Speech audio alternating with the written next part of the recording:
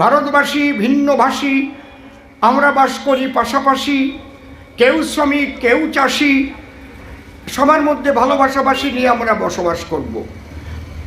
এমন এই বাংলার ক্ষমতায়, আমাদের দিল্লির ক্ষমতায় মুসলমান ছিল না, রাজত্ব করেনি নাকি?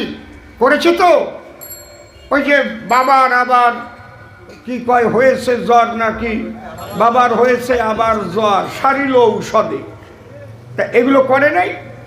তার আগে হিন্দু রাজা ছিল না, হিন্দুদের থেকে মুসলমানরা রাজত্ব করেছে, মুসলমানের থেকে ব্রিটিশ নিয়েছে, আবার ব্রিটিশ চলে যাওয়ার পরে আবার আমরা রাজত্ব করছি, তাই তো। পশ্চিমবাংলায় মুসলমান মুখ্যমন্ত্রী একদিন হতেও পারে, সারা ভারতের প্রধানমন্ত্রী কোনো মুসলমান হতেও পারে, কারণ ভারতের রাষ্ট্রপতি যখন মুসলমান আব্দুল কালামজি হয়েছিলেন, তাহলে হতে পারে না এমন কোনো ব্যাপার নাই। কিন্তু এমন একটা ভয় ধরে গেছে যে মুসলমান হলেই যেন আমাদের কীর্তন বন্ধ হয়ে যাবে, আমাদের তুলসীতলায় প্রতিবার চলবে না, আমাদের সরস্বতী পুজো বন্ধ হয়ে যাবে, আমাদের দুর্গাপূজায় ঢাক বাজবে না, আমাদের এগুলো বন্ধ হয়ে যাবে, আমাদের তুলসীর মালা থাকলে গলা কেটে দেবে।